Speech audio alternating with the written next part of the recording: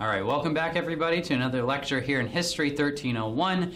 And the topic that we will be going over today is that of the Mexican-American War, kind of continuing our discussion of what we saw develop with American westward expansion. Now, for today, as we talk about the Mexican-American War, just like previous conflicts, we're not going to be focusing too much on the battles of the conflict. While they are interesting, our main focus is to talk about the causes to the conflict, what the conflict's impact will be back on the home front, and then ultimately what were the consequences to the conflict. And so today let's talk about the origins to this conflict. How do these two neighbors on the North American continent, these two relatively young nations, come to clash one another? Well, it all has to center around westward expansion. Now, as we had talked about in the last lecture video, we started to see develop by the 1820s, 30s, and 40s after the War of 1812 that America was beginning to expand out west, out into the Oregon Territory, and more specifically started to see Americans begin to expand into the Mexican West, out into places like California, New Mexico, and most notably that of Texas. And it was all because of this notion of manifest destiny to expand American institutions and influence from coast to coast to create an empire of liberty, if you will. However, this inevitably would lead them to clash with either the British or the Mexican government. Now, they were able to avoid a clash with the British by successfully taking over all of the Oregon Territory through a treaty. However, they would not be able to avoid conflict with the Mexicans, mainly because Mexico was in no position to negotiate after we see Texas annexation. Now remember, when Texas gained its independence during its revolution, its independence, while it may have been recognized by the United States, it was not recognized by the Mexican government. And it ensured that if the United States were to annex Texas, Mexico would see this as an act of war if they had not granted their permission. And this is what exactly occurs. At the end of 1844, a treaty of annexation would be agreed upon between the Tyler administration and Texas, and by the end of 1844, Texas would become a state within the United States. And Mexico was outraged by this. They saw this as an act of war, and they promised to invade Texas if their rights weren't listened to. By March of 1845, Mexico had then shut off diplomatic relations with the United States, one step towards the march of war. But they were in no position to invade. However, Polk, he was interested to get involved in the conflict because he was not just interested in taking over Texas, but rather taking over lands that Mexico owned further out to the west. Now, the president at the beginning of the Mexican-American War is going to be that of James K. Polk. He had been elected shortly before Texas was actually annexed into the Union, and he had several major goals when he took over office in 1845. Now, most of Polk's major goals when he took office were expanding the United States out onto the western frontier by successfully negotiating a treaty to take over Oregon, which he did with the British, and we talked about last time, and then also by trying to negotiate a purchase of California. And that will be Polk's main goal within the Mexican-American War as tensions begin to mount, is he wants to take control of California.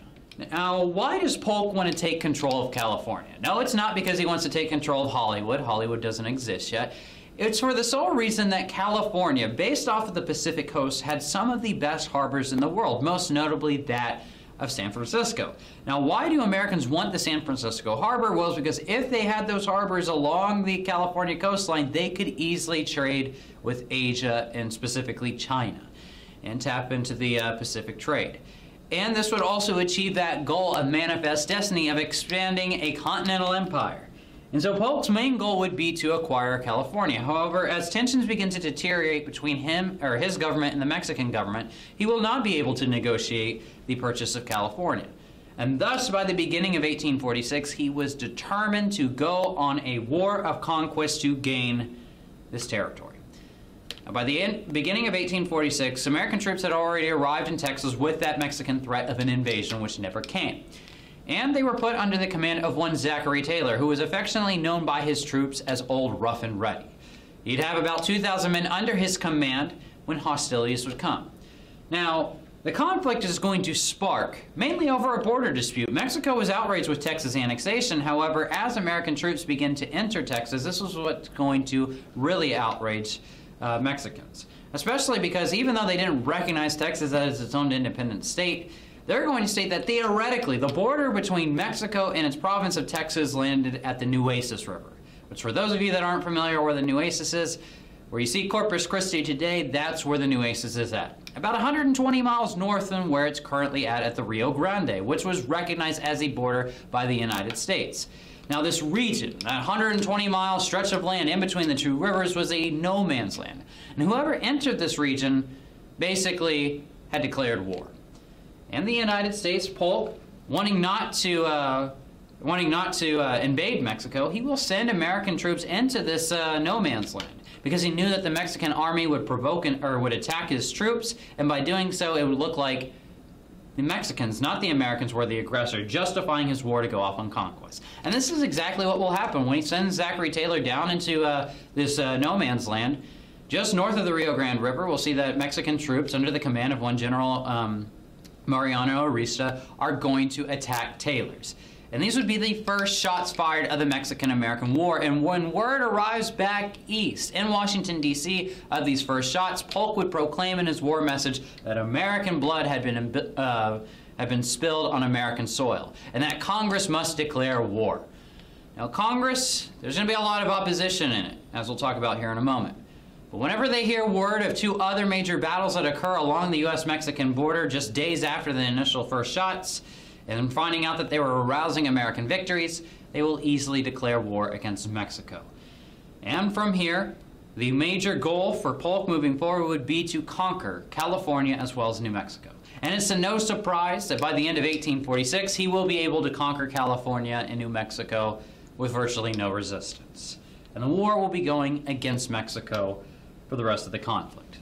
In the meantime, though, as the Americans were winning out on the battlefield, as we'll talk more about here in a moment, there was growing opposition to the conflict. Now, the main individuals who will be opposing the war are going to be members of the Whigs Party. Now, the Whigs Party, in large, they will oppose westward expansion and that idea of manifest destiny. They viewed it as basically American imperialism, whereas those who would heavily support it would be that of the Democratic Party. But the Whigs in their opposition, we'd see individuals like Henry Clay as well as John Quincy Adams, individuals who were not new to the political stage, come out and openly condemn the conflict. However, we'll also see individuals on the home front, notably that of the transcendentalist writer Henry David Thoreau, published an essay condemning the war that would ultimately become influential in future American history, especially in the Civil Rights Movement, when he publishes his Civil Disobedience. But also we'll see opposition would expand to the ranks. General Zachary Taylor, the commander of American troops on the U.S.-Mexican border, wasn't necessarily in favor of this conflict. And even in the years after the war, some of the junior officers who were fighting in the American Army, most notable amongst those, Ulysses S. Grant, a future Union general during the Civil War, would condemn the war and call it a wicked war and the most wicked war ever waged by a stronger nation against a weaker one. However, particularly for us, during the course of the conflict, one individual will gain a name for himself in his opposition for the war. This individual is a Northern Whig who is called a prairie lawyer, who had won, basically against all odds, a seat within Illinois' 7th District to the House of Representatives, a traditionally Democratic district. And even though his district called for war, he would ultimately oppose it because he saw it as unjust. Now this prairie lawyer that took that post, and this would be his only term serving in the House of Representatives or any government position until he became president, would be Abraham Lincoln. And Abraham Lincoln, after being elected, he will do the unpopular thing. He's going to call for what he calls his Spots resolutions. Now through the Spot resolutions, what Lincoln is basically proclaiming is he's challenging the Polk administration to tell him on a map where were those first shots fired. Were they fired north of the Nueces River, recognized American territory, or were they in this no man's land? Because if they were fired in this no man's land, the administration had provoked this incident. And it will embarrass the administration, as Polk will have no answer. But even with this opposition, we'll see that Americans will still enthusiastically enlist in the war out in Mexico. Now, the war itself from the beginning, as we had seen in the words of Ulysses S. Grant, it was basically a war fought between a stronger nation against a weaker one. The stronger nation being the United States. While they had a smaller military, it was much more professional, more organized. They had political stability, something that the Mexican nation did not have. And the conquest of Mexico would be relatively simple during this conflict. Here in 1846, we'd see that the Mexican army had been kicked out of Texas, as well as New Mexico and California, and everything basically north of the modern U.S.-Mexican border was in American control by the end of 1846. Not to mention, on top of this, by 1847, the war would continue to go against the Mexican government. We'll see that when Santa Anna had come back to power within Mexico, he would attack American forces at the Battle of Buena Vista, and even though he outnumbered the Americans, he would withdraw from the field, giving up northern Mexico to Zachary Taylor. And meanwhile, as that was occurring, another American army under the command of Winfield Scott was looking to land on Veracruz on the Mexican coastline in the Gulf of Mexico to march inland and capture the capital city of Mexico. Now, when Scott lands in Veracruz, there will be virtually no resistance against his force, and they will quickly begin to move inland.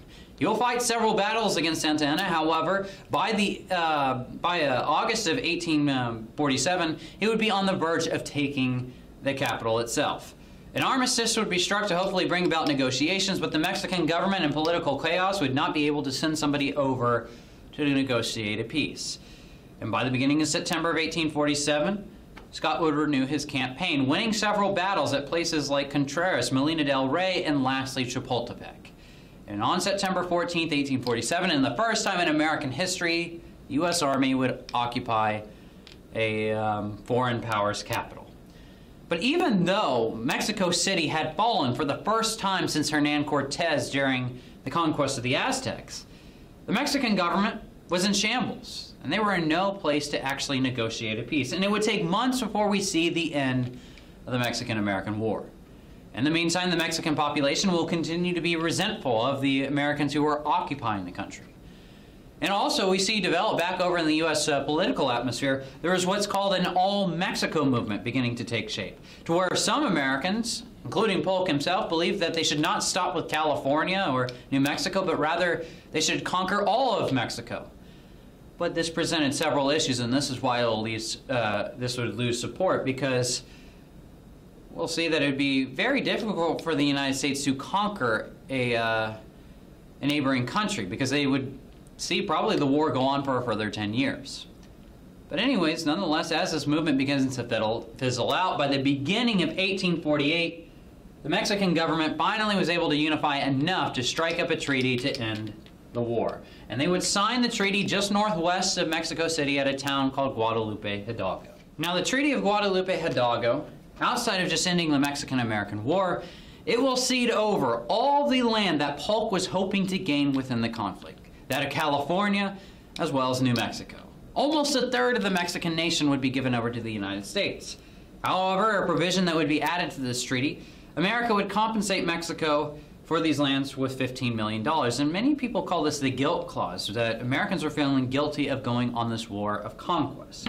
But nonetheless, they would purchase these territories from Mexico. On top of that, also all rights to Texas would be handed over to the United States.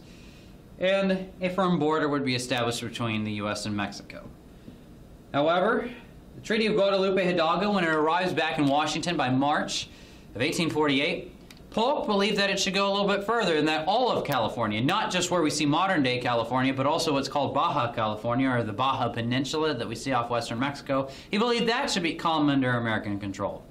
However, Americans were tired of the war by this point, and the Senate would approve of it, thus bringing about an end to the Mexican-American War. But there is one last question we must ask before we move on from this epic. As the Treaty of Guadalupe Hidalgo united the nation in their grand victory and achieved this goal of manifest destiny of establishing an American empire that would expand from the Atlantic to the Pacific coast, the question emerged, what is to become of this new territory? Is this new territory to be free territory, or will slavery be allowed to exist in those territories? And it will be that issue that Americans were not ready to deal with after the end of the Mexican-American War. Because of this conflict, it would heighten the sectional crisis and eventually bring us on the road to civil war, which we'll talk about the sectional crisis when we meet back in lecture next time. But anyways, with that said, that brings us to an end of our discussion over the Mexican-American War. Just like always, make sure that you go out, complete any outstanding assignments. Also, make sure that you read the corresponding articles as well as the chapter in the textbook with this lecture. But otherwise, everybody go out, be safe, and I'll see y'all next time.